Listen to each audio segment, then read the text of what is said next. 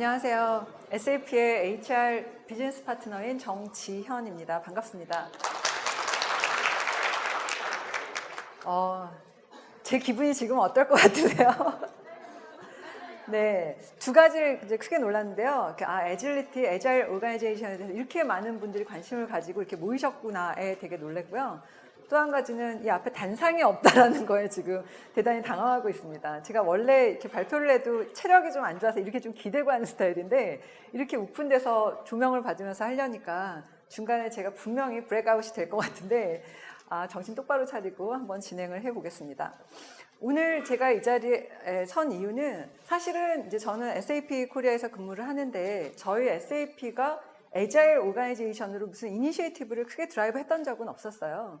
근데 올 초에 이제 어떤 잡지사에서 진행하는 어떤 작은 규모의 세미나에서 애자일 조직 운영에 대한 사례 발표를 해달라고 요청이 와서 저희는 그런 거 운영하지 않는데요 라고 말씀을 드렸는데 다시 보니까 이제 제가 그 잡지에 기고했던 예를 들어서 디자인 띵킹이라던가 아니면 저희의 이제 조직 성과 평가 모델을 바꿨던 이런 사례들이 그 애자일 조직 운영과 굉장히 긴밀하게 연동이 돼 있다라고 그쪽 편집장님이 말씀을 해주셔서 다시 이제 애자일을 공부해 보니까 정말 그 방향으로 가고 있구나라고 해서 이제 용기를 내서 그때 사례 발표를 올해 1월에 한번 했었었고요. 그때는 한 30-40명 정도 규모였었는데 그때 이제 또 기회가 돼서 오늘 이 자리에 초대를 받고 여러분 앞에 서게 됐습니다. 저는 이제 사례 발표를 하게 되는 이유가 그 전에 제가 액센처의 컨설팅 회사에서 있었는데 많은 고객사로부터 다른 고객사를 벤치마킹 해달라고 요청을 받는데 잘 안 해주세요. 그래서 제가 나중에 인하우스 HR로 가면 우리 사례들을 다 정리해서 좀 듣고 싶은 사람들한테 좀 임플리케이션들을 다 공유하고 싶다라는 생각을 했었는데 제가 2015년부터 SAP에서 이제 인하우스로 HR을 맡게 되면서 이런 기회가 있을 때마다 요청이 들어오면 마다하지 않고 진행을 하고 그게 제가 오늘 이제 발표하게 될 애자일 오가니제이션의 이제 성장 마인드셋, 그로스 마인드셋에 관련되는 건데요. 그런 기회들을 통해서 제가 다 알아서 발표하는 게 아니라 그런 기회들을 준비하면서 내가 배우고 또 그걸 발표하면서 또 질문을 통해서 질문뿐만이 아니라 질문을 통해서 여러 가지 의견들을 공유를 해주시잖아요. 각각 분야에서 다른 관점에서 주시는 질문들이 저한테 되게 또 큰 인사이트를 주더라고요. 그래서 그런 기회들을 마다하지 않고 추진을 하는데 오늘은 좀 판이 커진 것 같습니다. 네, 아무튼 성장 마인드셋인데 저 굉장히 두려운데 한번 오늘 세션을 해보고 이따가 질문을 제가 또 받아보고 그 질문에 절대 제가 100% 답을 해드릴 수는 없을 겁니다. 저 대신에 여러분들도 또 답변을 서로 간에 나눠주실 수도 있고 그 과정에서 분명히 저도 배우고 여러분들도 배우실 수 있을 거라고 그렇게 생각을 하고 시작을 해보도록 하겠습니다. 비즈니스 환경이 지금 선례 없이 굉장히 빠르게 변화하고 있죠. 비즈니스 혁신, 트랜스포메이션 이런 주제는 저의 첫 직장에 들어갔을 때부터 제가 귀가 따갑도록 들었던 내용입니다. 제가 첫 직장이 썬마이크로시스템즈인데 97년에 입사했을 무렵이 그때가 이제 인터넷 익스플로러가 개발이 되고 자바라는 이제 인터넷 프로그래밍 랭귀지가 개발이 되면서 굉장히 빠른 속도로 이커머스 환경이 이제 이렇게 새로운 비즈니스 모델로 이제 각광받던 그런 시대였어서 굉장히 모든 회사마다 이커머스 기반으로 비즈니스 트랜스포메이션, 새로운 모델을 만들어야 된다, 혁신을 해야 된다 이런 주제였어요. 지금은 AI, 빅데이터, 로봇 기술, 클라우드 기반의 플랫폼 비즈니스 굉장히 많은 이제 비즈니스 테크놀로지들이 빠르게 나오고 있는데 그때랑 다른 거는 속도인 것 같아요. 그때 시속 예를 들어서 한 60km였다면 지금 한 시속 300km 정도로 이 비즈니스 환경이나 기술 환경이 빠르게 바뀌고 있는 것 같습니다. 두 번째 마켓을 보면 기존에 있었던 기업들이 사라진 기업들이 굉장히 많으시죠. 여기에서 보이는 코닥이라던가 서킷시티, 컴팩 제가 첫 직장이었던 썬마이크로시스템즈도 이제 사라진 기업 중에 하나인데요. S&P 500 지수 편입 기업에 이렇게 살펴보면 1964년에 기업의 평균 생존 수명이 33년이었다면 2018년 지금은 약 15년 정도로 굉장히 짧아졌다고 합니다. 기업이 굉장히 많이 생겼다가 사라지고 있죠. 사라진 기업 대신에 이제 시장에서는 우버라든지 지금 아마존, 에어비앤비 굉장히 많은 새로운 신생 기업들이 시장을 빠르게 장악하고 있습니다. 이 기업들은 예를 들어서 우버다. 자기가 자동차를 하나도 소유하지 않았는데 트랜스포테이션 기업, 그 인더스트리에서 시장 가치가 가장 높은 기업으로 지금은 이제 자리를 잡았고요. 예를 들어서 에어비앤비다. 자기가 자체 호텔을 하나도 소유하지 않고도 호텔을 가지고 있는 힐튼 그룹이나 메리어트 그룹보다도 훨씬 더 높은 시장 가치를 보유하고 있습니다. 이렇게 빠르게 기술 기반으로 플랫폼 기반으로 비즈니스 모델을 만들어 나가면서 새로운 비즈니스 모델로 시장을 장악하고 있는데요. 시장이 이렇게 바뀌고 있어요. 내가 지금 어떤 인더스트리에 일을 하고 있는 것과 상관없이 지금 이렇게 재편되는 시장에서는 새로운 경쟁자가 우리 시장을 또 장악하고 잠식하고 이런 체제로 빠르게 변하고 있는 거죠. 기업의 평균 수명은 이렇게 짧아지는데 저희 인간, 워크포스들, 인간들의 수명, 평균 수명도 계속 길어지죠. 그러니까 이 빠르게 변화하는 기업 환경에 이제 우리들도 적응을 해야 되는데 거기다가 기존에는 사람하고만 경쟁하면 됐는데 이젠 로봇이 일자리들도 가져가게 됩니다. 로봇도 있고 그 다음에 기존에 뭐 정규직, 비정규직 이 정도의 이제 구성이었다면 지금은 아까도 우버도 얘기했지만 이런 플랫폼 기반의 이제 자원들, 같이 협력하는 자원들은 기익 이코노미에서 기익 어떤 워크포스들이 굉장히 많이 저희 시장을 가져갑니다. 그래서 이제 워크포스들도 굉장히 빠르게 우리 회사의 구성 워크포스들이 바뀌고 있고 세대도 뭐 베이비 부머서부터 밀레니얼까지 굉장히 다양한 세대들이 같이 일을 하면서 이제 그들의 일하는 방식들이 또 다른 환경에서 서로 간에 같이 협업을 하고 있습니다. 뭐 사회도 뭐 특히 우리나라 같은 경우에 바로 옆에 이제 중국이 사회주의에서 자본주의로 바뀌면서 빠르게 또 성장하는 시장과 뒤에서 따라오는 어떤 기술 추격 이런 것 때문에도 저희가 또 굉장히 체감하는 이런 변화의 속도는 더 빨라지게 되는 거죠. 이런 변화에서 여러분들이 기업을 경영하고 운영하는 모습이 이제 이런 모습이실까요? 아니야, 우리 회사는 아직 그 정도는 아니야. 그래도 우리 회사는 비교적 좀 안정적이야. 이렇진 않아. 라는 회사가 혹시 있으신가요? 네. 머리 긁는 말고는 아무도 없으신 것 같아요. 다행입니다. 그런 회사가 있다면 그런 회사가 가장 위험한 회사인데요. 지금은 이제 여기서 금융타기를 보시는 것처럼 전체적인 방향성과 목적을 보고 각자의 전문성을 바르고 각자가 판단하면서 빨리빨리 그 방향성을 향해서 가는 이런 모습이 이제 어떤 조직의 모습이 아닐까 싶은데요. 예전에도 변화해야 되고 이번에도 변화해야 되고 결국 변화하는 종이 최종적으로 이제 살아남는다. 찰스 다윈의 유명한 얘기가 있지만 지금은 그 변화의 속도가 또 생존에 있어서 가장 중요한 키워드가 되는 것 같습니다. 저희 SAP 소개를 잠깐 드릴 텐데요. 저희 SAP는 그 1972년에 독일에서 한 화학회사에 요청을 받아서 기존의 IBM 출신의 이제 개발자 5명이 나와서 스타트업을 창업을 합니다.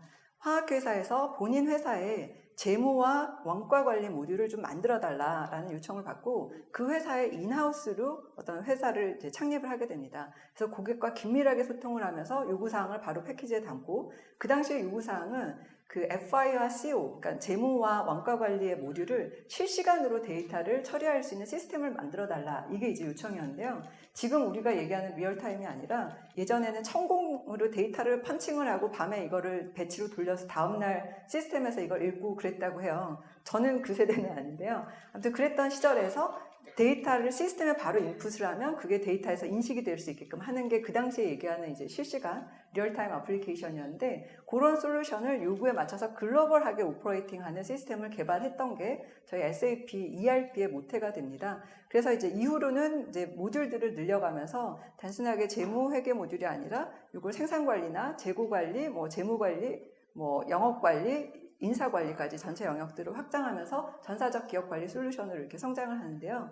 그렇게 5명으로 시작했던 72년에 5명으로 시작했던 저희 회사가 지금은 이제 글로벌하게 9만 명의 이제 직원을 확보하는 이제 그 명실상부 이제 글로벌한 회사가 됐는데요. 문제는 이렇게 이제 커지다 보니까 우리가 초반에 가졌던 고객의 요구와 고객 중심으로 아주 긴밀하게 커뮤니케이션 하던 이런 일종의 좀 그 스몰 엔터프리니얼 컴퍼니 마인드셋, 소위 말하는 요즘 스타트업 마인드셋이 이제 점점 줄어들고 전문가답게 각 전문 분야에서 세세하게는 전문적으로 들어가지만 고객과는 조금 더 갭이 생겨서 시장에 좀 애질리티가 떨어지는 이런 한계들을 저희 회사의 그 창업자가 이제 그 깊게 좀 공감을 하고 여기에 대해서 좀 디자인 띵킹으로 해법을 좀 찾아왔습니다.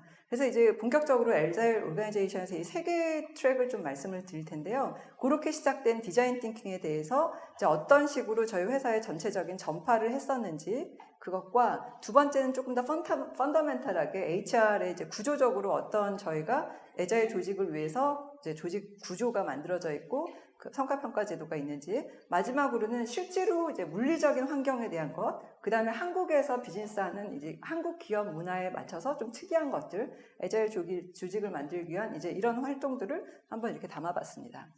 디자인 띵킹을 말씀을 드리면 2005년에 이제 저희 하수플래트너가 저희 이제 설립자신데요. 여기에 스탠포드의 D스쿨을 설립을 합니다. 그 당시에 아이데어라는 디자인 컨설팅 회사에서 고객 중심으로 그 제품을 디자인하는 방법론에 감화를 받아서 이 방법론이 정말 우리의 혁신을 드라이브하는데 방법론으로 굉장히 유익하다, 유용하다. 그래서 이거를 그냥 이 회사의 자산으로 보는 게 아니라 좀 사회적 어떤 그 운동으로, 활동으로 이걸 좀 그 전파할 수 있는 어떤 기관을 만들어야겠다라고 해서 본인 사재를 털어서 스탠포드의 D스쿨을 만들고요. 이걸 통해서 실리콘밸리의 다양한 기업들과 협력을 하면서 디자인 띵킹이 굉장히 확산이 됩니다. 저희 회사 내부에는 이제 2008년에 35명의 이제 디자인 띵커를 본격적으로 채용을 해서 우리 회사의 비즈니스 이노베이션의 방법론, 우리와 거래를 하는 고객사의 비즈니스 이노베이션을 드라이브 해줄 수 있는 방법론 뿐만이 아니라 저희 회사의 제품을 개발하는 소프트웨어 엔지니어링의 방법론으로 디자인 띵킹을 활용을 하게 됩니다. 그리고 나서 2012년에는 본격적으로 CDO, 칩 디자인 오피서를 이제 지명을 하게 되는데요. 이 CDO는 단순하게 뭐 시각 디자인을 잘해서 디자인을 예쁘게 하는 그 개발자가 아니라 고객 중심의 경험을 어떻게 디자인해서 제품 혁신으로 이끌어낼 수 있을지 이런 것들을 중점적으로 다루는 혁신 전문가라고 보시면 됩니다. 그래서 2012년에 본격적으로 CDO가 선임이 돼서 좀 이제 어떤 고객 중심의 어떤 디자인, 이런 것들이 이제 저희 회사의 디자인 띵킹 방법론으로 본격적으로 좀 전파가 되고요. 국내에서는 2015년부터 이제 전사의 이제 디자인 띵킹 방법론을 전파를 하고 여기에 대한 툴킷들을 계속 이제 보급을 합니다. 그리고 아까 말씀드린 대로 저희가 고객과 비즈니스를 하는 어떤 혁신을 제시하는 방법론으로도 디자인 띵킹을 활용을 하기 때문에 저희 이제 고객과 페이싱하는 모든 직원들은 가능하면 디자인 띵킹에 대해서 본인이 퍼실리테이팅 할 수 있을 정도의 교육을 받고 여기에 대해서 이제 본인이 고객과의 업무에서나 저희는 좋은 게 심지어 이제 그 직원들 간의 어떤 변화 관리 워크숍을 할 때도 이제 디자인 띵킹 방법론으로 해서 지금은 이 스테이지야 하면 거기에 이제 본인들의 모듈을 맞추면서 이제 변화 관리에 다양한 이제 접목을 하게 되는 그렇게도 내부적으로는 활용이 됐습니다. 그래서 프로젝트와 내부 변화 관리에도 디자인 띵킹이 이제 다양하게 활용이 됐고 저희 이제 국내에서도 이제 우리 회사 비즈니스뿐만이 아니라 좀 더 사회적으로 기여하기 위해서 코리아 앱하우스, 그러니까 실리콘밸리 스탠포드의 D스쿨과 유사한 형태의 어떤 디자인 띵킹 센터를 코리아에도 2016년부터 설립을 해서 고객이나 공공사업에 있어서 이 디자인 띵킹을 좀 전파하고 활용할 수 있도록 그런 도움을 주는 활동들을 계속 진행을 해 나갔습니다. 이게 아까 전에 이제 말씀드렸던 이게가 아니고 이분이 하소 플래트너가 이제 그 2005년에 본인의 개인 자본 350만 달러를 이제 출연해서 D스쿨을 스탠포드에 설립을 하셨고요.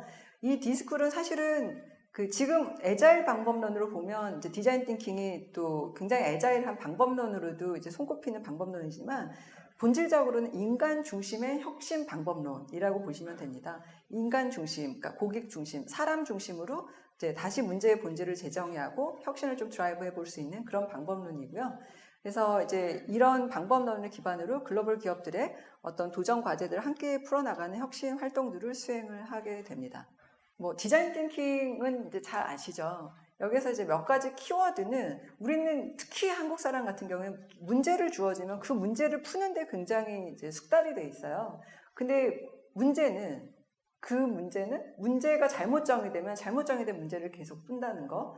그래서 그 문제를 제대로 디파인을 하는 게 굉장히 중요하다. 제대로 된 문제를 디파인하는 게 중요하다. 그런데 제대로 된 문제를 디파인하려면 그 문제의 그 고객의 고객을 공감을 해서 거기에서 본질적으로 뭐가 이슈인지를 다시 한번 공감을 해보고 거기에서 문제 디파인을 하는 게 이제 굉장히 중요하다. 그게 이제 emphasize와 define 단계입니다. 이렇게 해서 이제 문제가 새롭게 재정의가 되면 이걸 가지고 아이덴티티를 만들어 보는 겁니다. 그리고 이렇게 그 아이디에이트, 그러니까 설계가 된 게 있다면 이걸 가지고 빠르게 이제 프로토타이핑을 해보고 이 프로토타이핑 한 걸 가지고 빠르게 시장에 테스트를 해보고 이 테스트 해본 걸 가지고 다시 뭔가 거기에 고객 피드백이 나온다면 이걸 다시 문제정의나 아니면 아이디에이션 과정으로 넘겨서 여기 지금 fast and cheap이라고 써 있는데요. 빠르고 그 저렴하게 만약에 실패가 있다면 그 실패들을 빨리빨리 경험을 해서 이 제품에 대한 완성도, 뭐 서비스면 서비스에 대한 완성도를 높이는 게 이 디자인 띵킹의 키 그 프로세스입니다. 여기서 이제 저희는 디자인 띵킹 마인드셋이라고 하는데요. 제일 중요한 건 휴먼 센트릭, 커스터머 센트릭이 첫 번째 이 디자인 띵킹 마인드셋이 되게 중요한 거고요. 그래서 거기를 통한 리얼 프로블럼을 디파인하는 게 가장 중요하고 두 번째는 이제 크리에이티비티와 클래리티인데 아이디어를 내는 단계에서 저희는 지금은 크리에이티비티 단계예요 라고 하면 일단 양적인 아이디어를 굉장히 많이 이제 확산을 시킵니다. 여기에서 이제 좀 강조하는 게 대화에 대한 안전지대인데요. 이제 아이디어를 내보세요 라고 하면 내가 아이디어를 내면 저 사람이 무슨 생각을 할지, 내가 너무 그 무식한 게 타고나지 않을지, 아니면 다 아는 걸 내가 다시 얘기할지, 이런 생각을 하다 보면 아이디어를 못 내게 돼요. 근데 여기서 이제 저희가 디자인 띵킹 할 때 퍼실리테이션 가이드에도 그게 꼭 들어가는데 대화에 대한 안전지대를 여러 가지 아이스 브레이킹을 통해서 만들어주고 그 팀 내에서 무슨 얘기를 해도 괜찮다라는, 그래서 양적인 이제 크리에이티비티 시간에는 그냥 포스트잇으로 여러분들 이제 많이 아시는 것처럼 막 붙입니다. 거기에서는 무슨 뭐 스튜피드한 것도 상관없고 아주 뻔한 크레이지한 아이디어도 상관없고 막 붙인 다음에 그 다음에 이제 클래리티 단계입니다 라고 하면 이걸 좀 질적으로 서로 디파인을 해보고 다시 묻고 카테고리를 하고 버릴 거 버리고 새로 또 쏟아내고 프라이어타이징을 하고 하는 이제 클래리티와 크리에이티비티 단계를 이제 반복하면서 아이디어를 좀 이렇게 더 아이디에이트 해보는 그런 단계고요. 마지막은 패스트 앤 칩인데 내가 어떤 시제품을 개발하는데 너무 많은 공을 들이거나 너무 많은 돈을 들이면 그 제품이 실패했다는 걸 인정하지 않게 돼요. 그러면 어느 정도의 실패나 개선의 여지를 감지하고도 그냥 가게 돼서 이제 이 어떤 프로젝트가 굉장히 실패할 확률이 굉장히 높다고 합니다. 그래서 이거를 저희는 이제 그 자기의 시제품에 fall in love 하지 말아라. 거기에 너무 본인이 이제 깊이 사랑을 해버리면 그 시제품을 버리기가 어려워진다고 해서 fast and cheap, 빠르게 프로토타이핑하고 그걸 시장에 도입을 해서 반응을 보고 다시 개선 활동을 하는 이런 디자인 띵킹 이제 프로세스를 저희 이제 마인드셋으로 이제 계속 직원들한테 강조를 합니다. 이것도 이제 애자일에 있어서 저희가 굉장히 시사점으로 받을 만한 디자인 띵킹 이제 마인드셋인 것 같고요. 아까 말씀드렸던 것처럼 이제 이 디자인 띵킹을 저희가 고객과 혁신 활동을 할 때도 이제 이런 것들을 접목해서 많이 수반을 하지만 저는 이제 HR 관점에서 직원들이 우리 회사를 좀 더 이제 훌륭한 회사를 만들기 위해서 이제 아이디어를 내고 거기에 대한 뭐 실행 과제들을 만들 때도 이 디자인 띵킹을 이제 전 직원이 모여서 한다던가 아니면 저희 회사가 이제 확장 리노베이션 공사를 할 때도 내가 정말 일하고 싶은 회사, 생산성을 높이고 서로 간의 컬래버레이션을 높일 수 있는 그런 환경을 만들기 위해서는 내가 원하는 모습이 뭔지를 이제 직원들이 함께 모여서 마찬가지로 디자인 띵킹으로 프로토타입하고 아이디에이션하고 그걸 다시 리이터레이트 해서 이제 그걸 디자인하는 데도 저희가 활용을 했고요. 그래서 이제 만들어진 문관적인 결과물은 이제 이렇게 구성이 되어 있습니다. 그래서 기본적으로는 그러니까 스탠포드 대학의 디스쿨을 저희가 이제 참조를 하면서 직원들이 이런 디자인 띵킹 문화를 좀 잘 접목해서 업무에 적용할 수 있기 위해서는 이제 회사의 환경이 어때야 되는지를 직원들끼리 서로 이제 논의를 하면서 디자인 띵킹을 만들어낸 어떤 그런 또 사례이기도 하고요. 그 다음에 이제 저희 이제 피메일 탤런트의 이제 리텐션이 이슈가 돼서 그럼 어떻게 하면 우리가 여직원들이 정말 일하기 좋은 회사로 만들 수 있을까에 대한 주제들, 그 다음에 영 탤런트들도 마찬가지로 그 영 탤런트 직원들이 시니어 직원들이 영 탤런트가 돼서 이제 엠퍼사이즈를 하고 뭐 예를 들면 페르소나를 통해서 다양한 인터뷰를 직접 본인이 해보고 거기에 대한 아이디에이션을 가지고 뭐 개선 과제들을 만들어 본다던가 이런 활동들. 최근에는 저희 이제 52시간 관련돼서 회사에 이제 여러 가지 제도나 프로그램들을 만들 때도 마찬가지로 디자인 띵킹을 이용해서 이제 그 아이디어들을 만들고 프로그램들을 진행을 해오고 있습니다. 그래서 그런 이제 디자인 띵킹으로 만들어진 이제 활동들을 HR에서도 같이 추진을 하고 저희는 이제 좋은 게 직원들이 디자인 띵킹에 워낙에 이제 외부 프로젝트에서도 경험이 많다 보니까 저희가 별도로 디자인 띵킹을 교육시키지 않아도 그냥 방법론이 셋업되고 심지어는 HR에서 주도하지 않아도 그 자체적으로 좀 직원들이 참여해서 이런 것들을 주도하다 보니까 변화 관리는 HR이 주도해서 아젠다를 내고 이걸 하십시오라고 하면 살짝 적응에 있어서 거부감이 있는데 직원들이 참여해서 이런 것들을 서로 아이디어를 내고 그걸 다시 이렇게 임플리멘트를 할 때는 훨씬 수용도가 좋아지는 그런 어떤 변화 관리에 있어서도 되게 좋은 전 도구였다고 생각합니다. 그래서 디자인 띵킹을 설명을 드렸고요. 이제 조직 디자인 관점에서 보면 사실 오늘은 시간 관계상 성과 평가 제도만 말씀을 드릴 텐데요. 조직 구조적인 측면에서는 저희는 이제 두 가지의 키 프린서플이 있어요. 그 스팬 오브 컨트롤은 피자 두 판 조직 정도라고 하죠. 한 팀에 매니저가 있고 그 한 팀이 되는 팀 구성은 7명이 최적의 조직이다. 라고 해서 전체적인 직원 그 팀 구성을 한 7명 정도로 해서 너무 마이크로 팀도 만들지 않게끔 하고 그 이상의 너무 매크로 팀도 만들지 않게 하는 게 이제 조직 설계에 있어서는 한 가지 키 프린시플이고요. 또 하나는 이제 조직 하이라키 구조를 저희 글로벌 보드 멤버서부터 말단 어떤 그 엑스큐션 인디비주얼 컨트리뷰터 레벨까지 5단계를 넘지 않게끔 하는 게 그 하이라키를 줄이게 하는 조직 설계에 있어서 이제 키 프린시플 이 두 가지를 가지고 가고 있습니다. 이렇게 해서 좀 구조적으로는 어떤 조직의 계층을 좀 단순화하고 커뮤니케이션을 확충할 수 있는 방법들 이런 것들을 마련하고 마지막에 있는 이제 성과 평가 제도를 설명을 드리면 저희는 이제 SAP 턱이라고 하는데요. 많이들 들어보셨을 거예요. 기존에 이제 절대 평가를 없애고 상대 평가로 그래서 이제 컨티뉴어스 그 수시 평가 피드백 뭐 코칭 피드백들을 줘서 직원들의 이제 성장을 돕는 이런 제도를 저희도 도입을 해서 운영을 하고 있습니다. 요거는 기업 환경이 우리끼리 지금 경쟁을 해서 절대 상대 평가를 하고 거기서 레이팅을 해서 이제 네가 잘했나 내가 잘했나 이게 중요한 게 아니라 이제 모든 직원이 좀 컬래버레이션해서 시장을 향해서 뭔가 좀 협업을 할 수 있는 모델로 좀 만들어야 된다. 근데 기존의 상대 평가는 이제 그런 것들을 저해하는 요소가 많았고 그 내부 경쟁과 단기 성과주의보다는 조금 더 고객을 페이싱해서 본질적인 성과를 서로 간에 낼 수 있게끔 해보자. 이런 취지로 이제 이런 제도들이 만들어졌고요.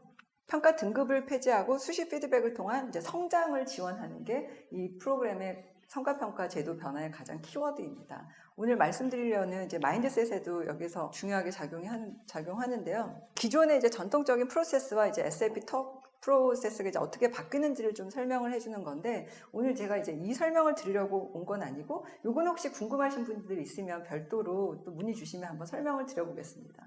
어쨌거나 이제 전체적으로는 골 세팅을 할 때도 위에서 탑다운으로 내려오는 게 아니라 이제 상하로 계속 골에 대해서 캐스케이딩을 하고 이것들을 조율할 수 있고 시장에 민첩하게 대응할 수 있게끔 한다. 크게는 퍼포스 드리븐으로 얼라이먼트를 하게끔 하고 거기에 대해서 민첩하게 이런 골 세팅도 바뀔 수 있고 거기에 대해서 이제 성과평가 모델을 개선한다. 이제 이게 큰 틀이고요. 이제 오늘 좀 말씀드리고 싶었던 건 이건데 예를 들어서 저희가 지금 이렇게 변화하는 데 있어서 가장 변화 관리 메시지를 주고 있는 게 이겁니다. 픽스드 마인드셋과 그로스 마인드셋입니다. 그래서 고정된 마인드셋과 성장 마인드셋 이제 이 두 개 비교인데요. 고정된 마인드셋이라는 것은 내가 타고난 능력이 정해져 있다. 그래서 원래 뭐 천재 같은 사람은 천재적으로 천부적으로 태어난 거고 나는 그냥 딱 그 정도 태어나서 이 정도 일을 하고 있어. 이런 게 이제 픽스드 마인드셋입니다. 근데 그로스 마인드셋은 내가 어떤 경험을 하고 어떤 활동을 하냐에 따라서 나의 능력이 굉장히 나의 성과가 굉장히 이제 커질 수 있다라는 그런 이제 마인드셋인데요. 이랬을 때 이 두 가지 마인드셋이 도전 과제를 만났을 때 이제 굉장히 큰 차이를 보입니다. 도전 과제를 만났을 때 픽스드 마인드셋은 도전을 피하려고 한다고 합니다. 왜냐하면 실패하게 되면 내가 능력이 없다라는 걸 보여줄 수 있기 때문에 이런 도전들을 피하게 되고요. 그로스 마인드셋은 도전을 적극적으로 받아들입니다. 왜냐하면 도전으로부터 내가 새로 배울 수 있고 그 도전이 나를 더욱 성장시킬 수 있다라고 믿기 때문입니다. 제가 이제 서두에 말씀드렸던 게 제가 이런 기회가 있으면 가능하면 이제 수락을 하고 이제 자리에 서려고 하는 게 이제 이런 배경이기도 한데요. 저도 스스로 이런 그로스 마인드셋을 가지려고 하는데요. 네, 오늘은 판이 커졌습니다. 그리고 노력에 대해서는 내가 노력을 하는 모습을 보인다는 것은 내가 재능이 없어 보인다라고 픽스 마인드셋은 생각을 하세요. 근데 그로스 마인드셋은 노력을 하는 건 당연하고 그 성장을 위해서 노력을 하는 건 그냥 필수적인 거야 라고 생각을 하는 거고요.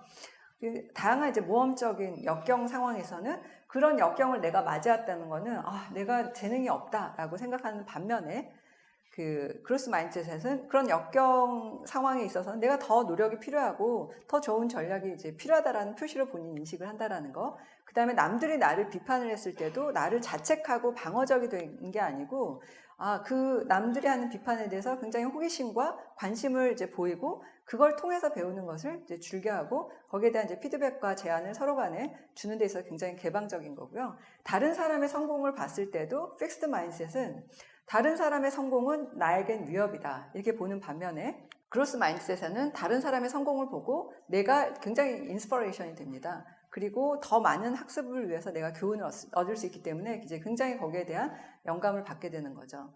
그리고 이제 개인적인 디벨롭먼트에 있어서도 잠재력은 고정된 마인드셋을 확인하는 것으로 제대로 활용되지 않고 있습니다. 나에게 얼마나 잠재력이 있는지에 대해서 그렇게 관심도 없고 잘 활용이 안 되는 거죠. 근데 그로스 마인드셋은 이걸 성장 마인드셋을 활용하는 것으로 생각을 합니다. 포텐셜이라는 게 제가 가끔 정말 저한테 영감을 주시는 몇 분이 계시는데요. 그런 분들을 볼 때마다 제가 느끼는 거는 뭐 천재고 덜 천재고 이런 걸 떠나서 우리가 석유나 이런 물리적인 에너지 자원들이 있잖아요. 근데 나한테 있는 이너 어떤 에너지나 패션이나 포텐셜이 이거를 내가 정말 제대로 활용할 수 있다면 지금 우리가 옆에서 보는 어떤 천재보다도 나는 진짜 많은 것을 할 수 있겠구나. 왜냐하면 그런 사람을 옆에서 지금 봤을 때 저는 그런 걸 굉장히 많이 느낍니다. 그래서 이 포텐셜을 보는 관점, 우리가 이제 지능을 활용하는 관점이나 이런 포텐셜을 활용하는 관점도 픽스 마인드셋과 그로스 마인드셋은 이제 상당히 차이가 납니다.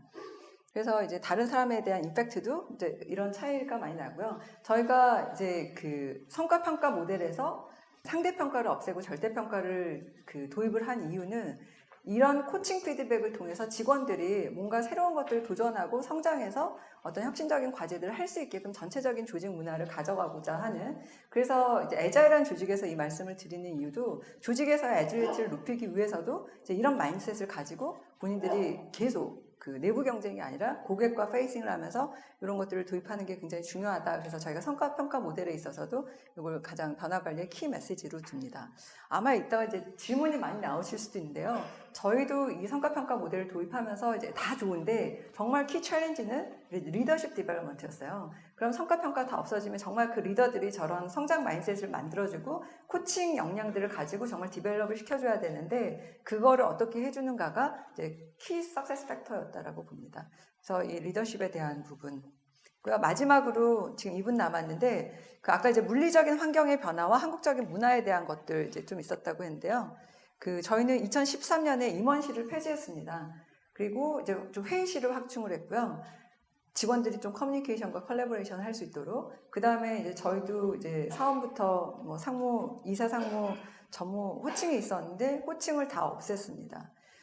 개인적으로는 제일 힘든 과제였어요. 호칭을 없애는 게. 제가 굉장히 도전을 많이 받았고요. 협박도 되게 많이 받았습니다. 왜냐하면 저희 같은 외국인 회사에서는 다른 회사로 전직을 하기 위해서 내가 받고 있는 컴펜세이션 패키지도 중요하지만 내가 지금 현재 호칭이 뭔지가 다음 회사로 갈 때 또 중요한 또 호칭을 얻어갈 수 있는 계기인데 갑자기 내가 지금 부장인데 여기서 내가 이사로 승진해서 다음 회사에 상무로 가야 되는데 호칭을 없애버리면 이제 어떻게 하라는 거냐 이제 이런 챌린지도 받았고 내가 집에 가서 이게 뭐 돈이 많이 넣는 건 아니지만 내가 뭐 부장에서 이사 승진했다고 케이크 사다 놓고 우리 식구들이 우리 아들과 부인이 다 같이 모여서 이렇게 아기자기하게 파티하는 그런 정서를 네가 알아? 그거를 없애는 건 너는 완전히 컬처를 디스트로이 하는 거야 라고 이제 그런 챌린지를 되게 받고 이게 제가 2015년부터 이제 인하우스 HR을 시작했다라고 하는데 그 해에 이제 저희 사장님의 강력한 의지로 추진했던 과제예요. 제가 너무 마음이 아파가지고 밤에 잠을 잘 못 잤어요. 내가 정말 우리 컬처를 디스트로이 하는 것 같다. 그리고 이게 운영하는 과정에서도 이렇게 보니까 직원들은 실제로는 호칭을 없어서 저희는 이제 파트너라는 호칭을 전체적으로 사용하고 있는데 파트너 부르지만 내 머릿속에는 기존 호칭에 대한 잔상들이 다 있어요. 뒤에서 제가 몇 가지 사례도 가지고 왔는데 실제로는 뭐 파트너님 하지만 극존칭에 이제 존댓말을 쓰면서 그렇게 하는 게 뭐가 그게 문화를 바꾸는 거야 라는 챌린지도 많이 받았는데요. 이게 한 3년 정도 운영하니까 생각이 좀 달라졌어요. 3년 정도 운영이 되니까 새로운 직원들이 들어오면서 그 직원들은 그 기존 그 호칭 체계에 대한 잔상들이 없어지고 그 사람들이 한 메저리티로 가면서 정말 점점 이게 수평적인 기업 문화가 장착이 된다라는 걸 제가 경험하면서 되게 놀라웠고요. 그 다음에 저희 회사에 있다가 이제 신입 직원인데 다른 회사로 이직한 직원이 이제 우연찮게 식사를 하면서 얘기를 하는데 어떤 게 제일 차이가 나고 뭐가 우리 회사가 좋았어? 물어보니까 이 호칭을 얘기를 하더라고요. 그 회사는 이제 본인은 이제 첫 신입사원을 이 호칭이 없는 데서 시작을 했는데